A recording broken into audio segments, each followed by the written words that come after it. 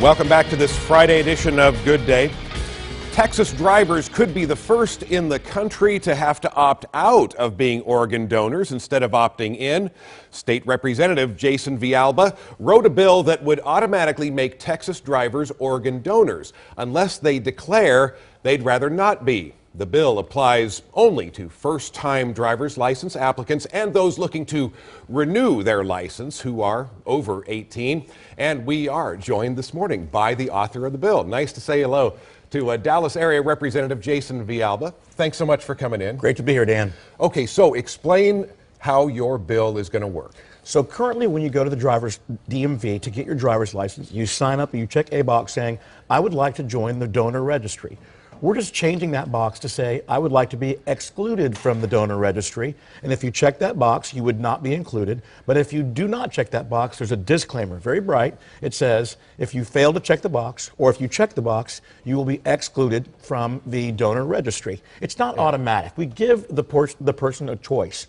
Everyone gets the opportunity as an individual to decide whether or not they're included. But instead of checking the box to go in, you're going to, with informed consent, be included in the registry. But as you know, this is Texas. There are going to be people who are concerned about government overreach. Right.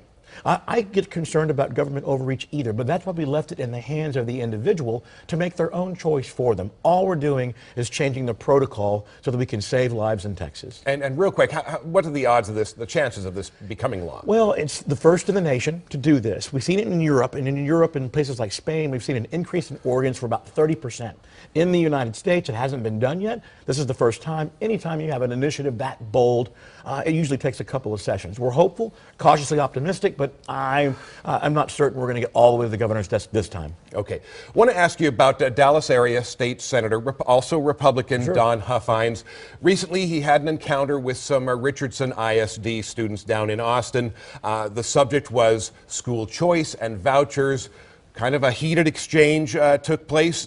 Senator Huffines has expressed his regret about what some have called his harsh comments directed at students when he was answering questions. And you, after this encounter, you sent out a couple of tweets. One of them says, so honored to visit with and honor Richardson ISD today. Disappointed Don Huffines ruined their day. The second tweet from you. Is it time for new leadership in State District 16? I'm a little tired of hearing how my own state senator is incapable of almost every duty he has. Boy, those are some pretty pointed comments. Harsh comments, unquestionably. Look, we all get caught in a bad moment sometimes on television. Clearly, the senator was having a bad day. I am troubled that there were children in the room. The people he were attacking were teachers and students. That's not acceptable behavior from our senator. I do believe it's time to question whether or not we need new leadership in Austin in that Senate seat. So there are those who will say, well, is Jason Villalba going to challenge Don Huffines for that Senate? Jason Villalba is certainly considering it. We will look and see how the session plays out, see if we have more incidents like that. If there are opportunities for us to move forward and the people speak, then we'll have to take their call. But look, right now it's early. We've not made any decisions just yet, but we're looking at that seat. Huh, okay, that's a situation that bears watching closely.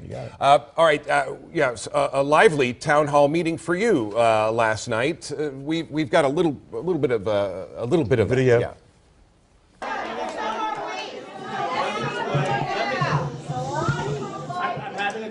having a conversation.